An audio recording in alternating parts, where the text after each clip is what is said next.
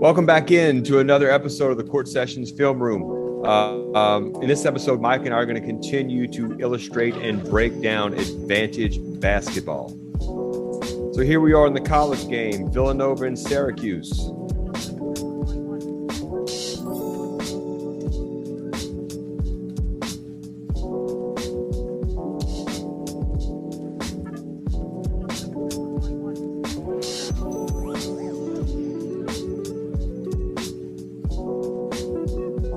Well, a lot to get to in this clip. Mike, why don't you start us off?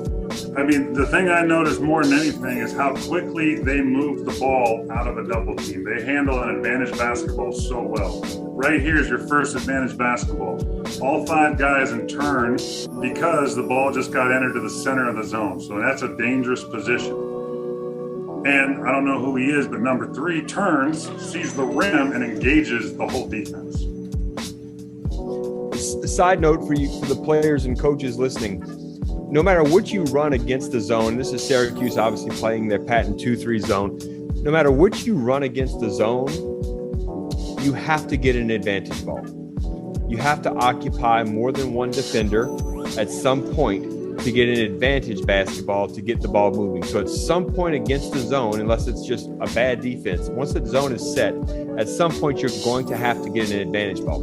This ball coming out of here is an advantage ball. He may not even have one defender really pressing up on him and physically guarding him, but he, like Mike pointed out, is really occupying the attention of 5 defenders, therefore being guarded by 5.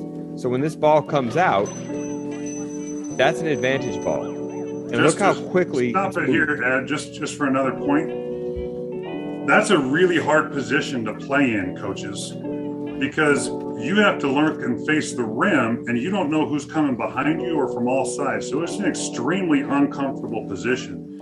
Attacking gaps in the zone is the same principle. You're driving into a gap of 2 guys and maybe a third coming at you. So you're putting yourself into a double or triple team.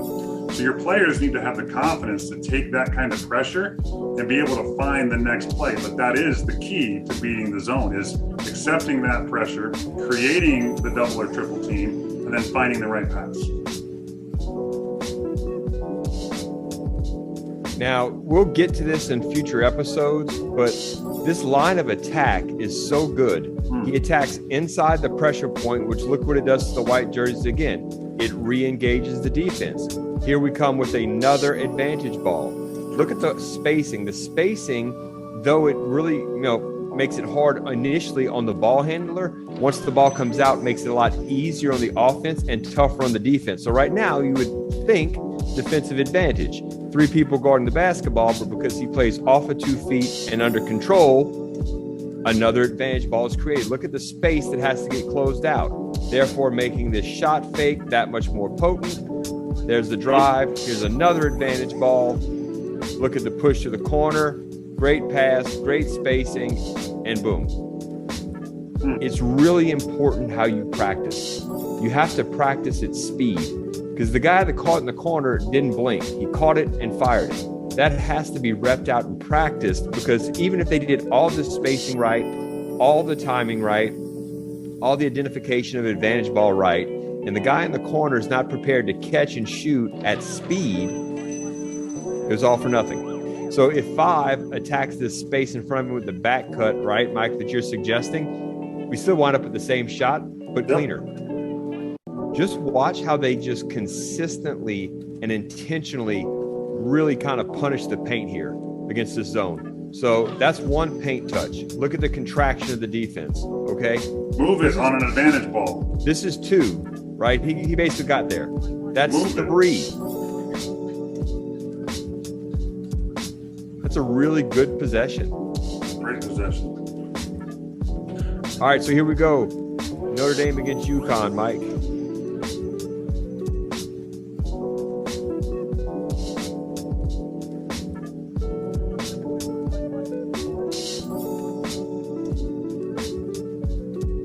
I mean, simple basketball, nothing super crazy here other than good spacing and ball reversals.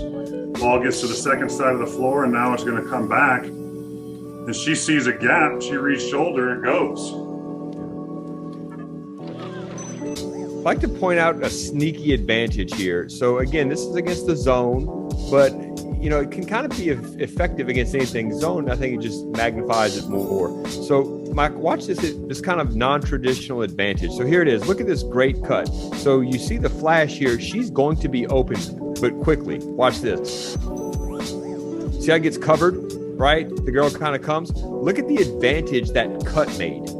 That hard cut. So players, sometimes when your coaches are on, you cut harder. You think that's coach speak and maybe just want you to work harder. And maybe it is. But this is what it gets. Look how unbalanced this defense is by a real hard cut. It made the weak side top basically cover her up, which left this gap. Now look at this side of the floor.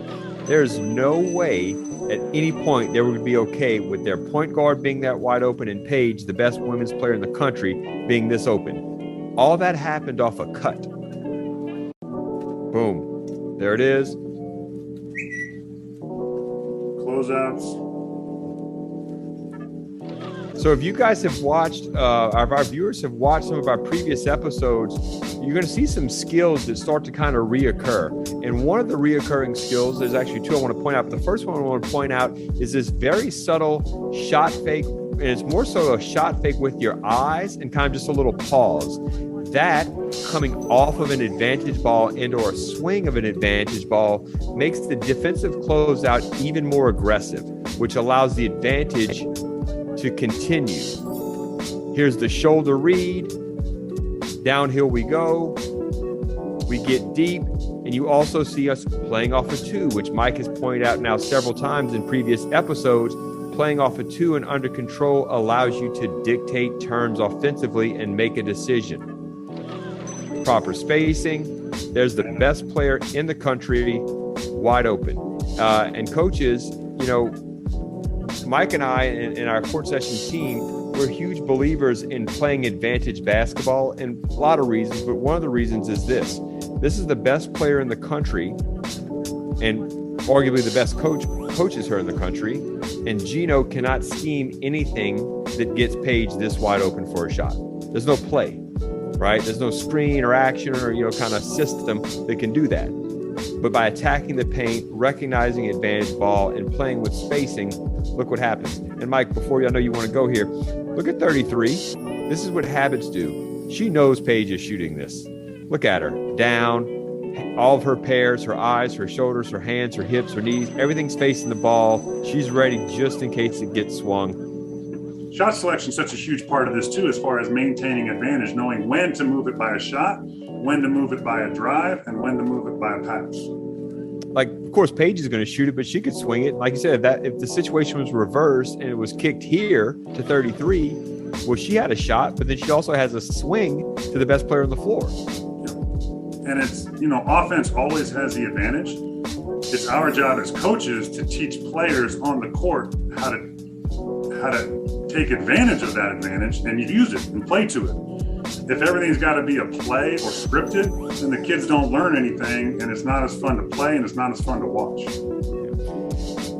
Boy, we could really go long on that, and maybe we will next time, Mike.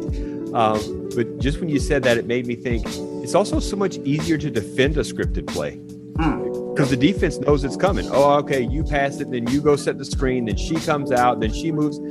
They can't defend. They can know this is coming, but they still can't defend it because if you do, you give up a layup. Again, look at this play.